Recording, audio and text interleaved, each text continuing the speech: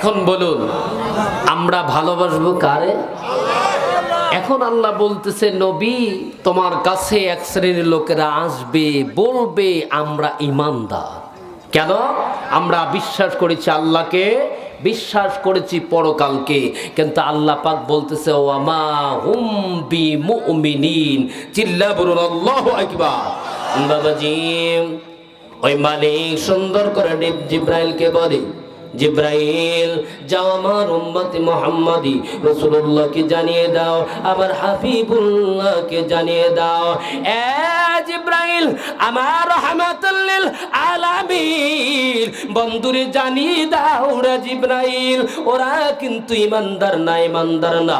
তার প্রমাণ একটু দিন সাধারণ বুঝতে পারবেন, আমি তো লম্বা আলোচনা করতে পারবো না। নবীজির কাছে 10টা ব্যক্তি আইছে, খেয়াল করবেন কয়জন? এদিকে তাকান, কয়জন? আপনারা যেহেতু চর অঞ্চলের মানুষ, একটু মন খুলে কিছু ইতিহাস বা রাসূলের হাদিস থেকে শোনা যায়, যাতে করে ইমানি নামে দৌলতটা আল্লাহ যেন বাড়ায় দেয়। জোরে বলুন আমিন। এই 10টা ব্যক্তি বিশ্ব নবীর কাছে এসেছে। গোত্র হলো দুইটা নাম এসেছে, ওরায়না আর একটা এসেছে অকিল গোত্রে। এই গোত্রের 10টা ব্যক্তি বিশ্ব নবীজির কাছে এসে ডাক দিয়ে বলেছিল, হুজুর আমি ওরায়না থেকে আমরা এসেছি গো নবীজি, আমাদেরকে একটু কালেমা পড়ায় দিন, আমাদেরকে কালেমা পড়ায় দিন। বিশ্ব নবী কালেমা পড়ায় দিলেন, কিন্তু কয়েকটা শর্ত দিলেন। বললেন লা তুশরিক বিল্লাহি শাইআন ওয়ালা তাকযিবু আবাদা। সিল্লা বলুন আল্লাহু আকবার।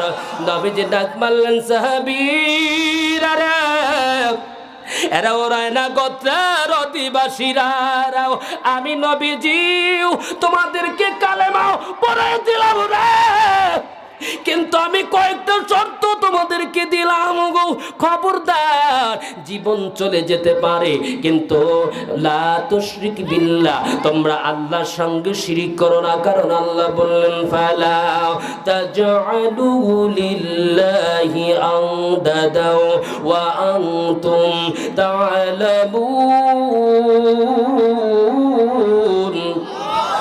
আর জোরে বলুন আল্লাহু আকবার।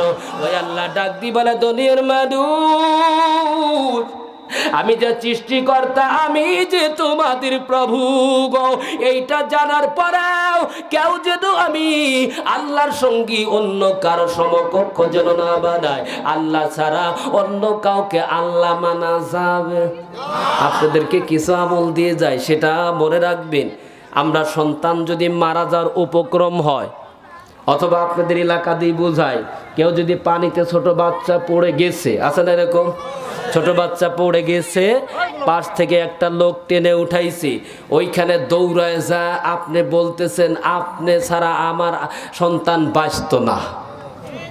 কথা বলেন, বলেন না যে আপনি ছাড়া আমার সন্তান বাঁচত না, মরে যেত। বলুন তো দেখি, বাঁচানোর মালিককে বলতে হবে আপনার মাধ্যমে আল্লাহ আমার সন্তানকে বাঁচিয়ে দিয়েছে, তাহলে কোনো গুনাহ হবে? কিন্তু যখনই জানার পরে যদি বলবেন আপনি ছাড়া আমার সন্তান বাঁচত না, তাহলে আল্লাহর পরে কাকে জায়গা দিলেন? ওই ব্যক্তিকে। এই জন্য এরকম শিরক গুনাহ আল্লাহ ক্ষমা করবে।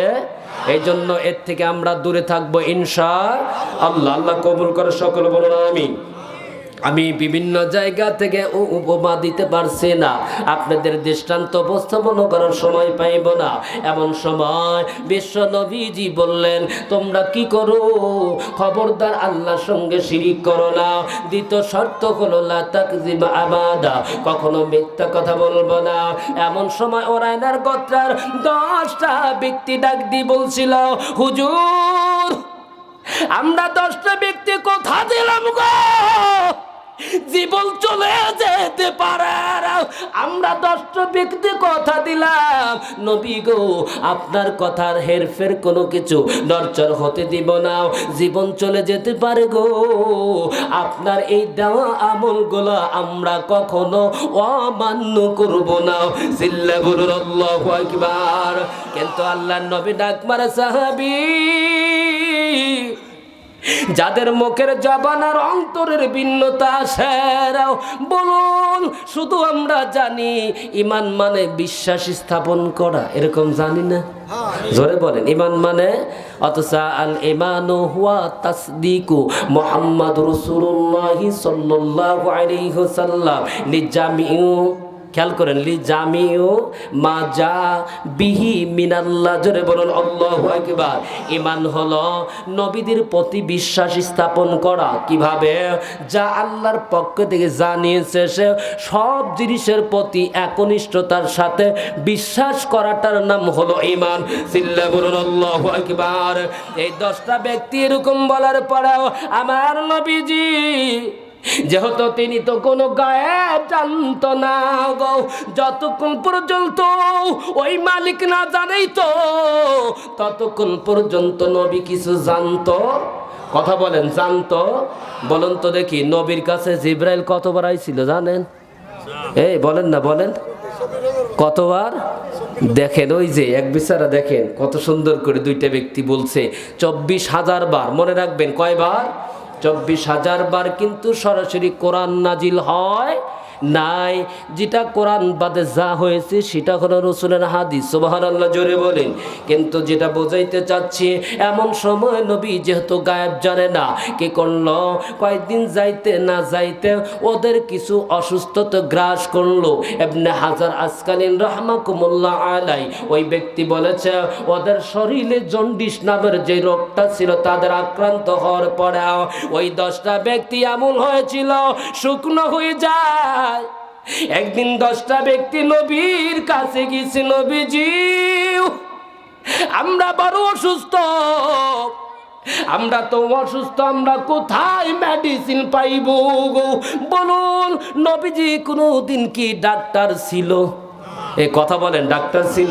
নবী যেহেতু ডাক্তার না, এখন বলুন তো দেখি, যেহেতু নবী কোনো ডাক্তার না, নবী যেহেতু ডাক্তার না, এই ডাক্তার না হওয়ার কারণে বলুন তো দেখি কিভাবে তার মেডিসিন দিবে? এমন সময় বিশ্ব নবীজি তা আল্লাহর অনুমতি ছাড়া কিছু বলতে পারে না, বলেও নাই। এমন সময় নবীজি ডাক মারল, সাহাবীও আমি নবীজি তোমাদেরকে 2টা মেডিসিনের ব্যবস্থা করে দিব। আল্লাহু আকবার, জোরে বলেন। এই 2টা মেডিসিনের যখন ব্যবস্থা করে দিবে, সেই মেডিসিনের ব্যবস্থা আল্লাহর নবী বললেন ওয়াশরাবু মিন আবওয়াদিহা ওয়া আলবানিহা। সিল্লা বলুন আল্লাহু আকবার। লা ইলাহা ইল্লাল্লাহ। বাবা সেই কষ্ট এখানে ওরে দুঃখ রে, জোরে লা ইলাহা। দেখছেন না? জবান খুলে লা ইলাহা। আমার দয়ালু নবী প্রেমের ছবি আর আসবে না জগতে। বলুন দয়ালু নবী প্রেমের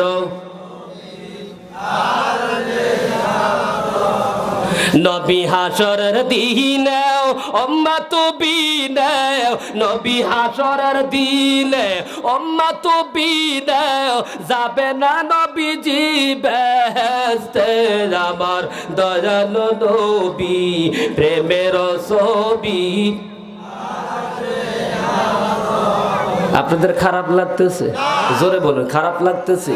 বাবাজি খেয়াল করবেন, মন দিয়ে আপনি মনোযোগ সহকারে শুনুন। এমন সময় 10টা ব্যক্তি কি রাসূল বললেন 2টা মেডিসিন। জোরে বলুন কয়টা? 2টা মেডিসিন। বলুন তো দেখি, আপনার এই আলোকদিয়ার মানিকগঞ্জের অন্তর্গত এই এলাকা থেকে যদি কোনো ডাক্তার যদি ভালো PhD করে এসেছে অথবা বিদেশ থেকে ডিগ্রি অর্জন করে ডাক্তারি শুরু করেছে, এই ব্যক্তির কাছে যখন যাবেন, বলুন তো দেখি গ্রাম্য ডাক্তার যদি ভালো যদি ঔষধের কথাও বলে, তার চাইতে ওই লোকটার কথায় বেশি প্রাধান্য দিবে। জোরে বলুন ঠিক কিনা? আমি বোঝাইতে চাচ্ছি আলোকদের অধিবাসী যিনি রাহমাতুল লিল আলামিন, ওই নবী স্বয়ং 2টা মেডিসিনের কথা বলে দিলেন। মেডিসিন হলো তোমরা ঘোড়ার, খেয়াল করবেন, ঘোড়ার যে ঘোড়াগুলো ব্যবহার করত, এই উটের দুধ খাইতে হবে আর উটের পিশাব, দুইটা জিনিস যখন বলুন তো এই উটের পিশাব আর উটের দুধ, উটের পিশাব কি খাওয়া যাবে? জোরে বলেন যাবে? ওটা ওদের জন্যই প্রযোজ্য।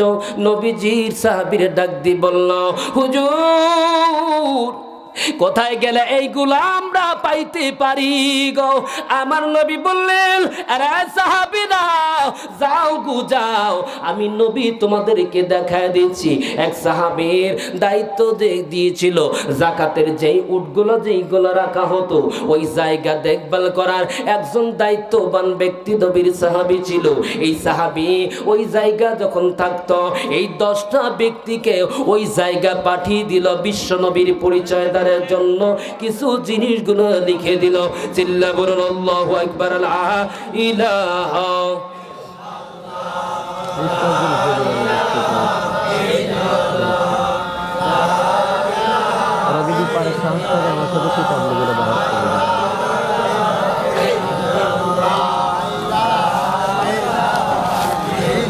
জবান খুলে লা ইলাহা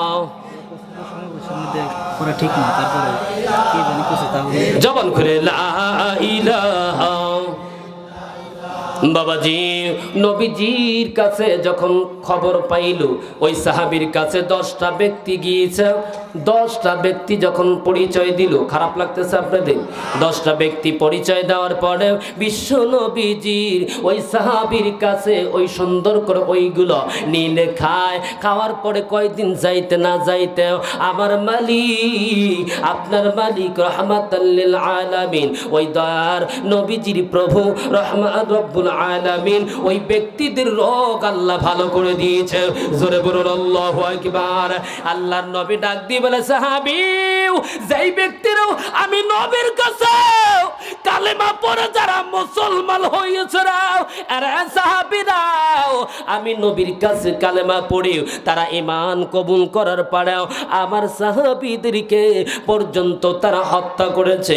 এখন বলুন আমরা কয় নম্বর মুসলমান? নবীর হাতে কিন্তু মুসলমান হইছি কি আমরা? জোরে বলেন। নবীর হাতেও কিন্তু মুসলমান হই নাই। বিশ্ব নবীর হাতে মুসলমান হওয়ার পরে সেই ব্যক্তিরা যখন সুস্থ হওয়ার পরে একজন আর একজনকে বলে, বাইরে এতগুলো উটের মালিক, এতগুলো উট এই জায়গায় একজন দেখভাল করেও। একজন আর একজনকে বলে, যদি এই নবীর সাহাবীকে যদি হত্যা করা যায় এর সাথে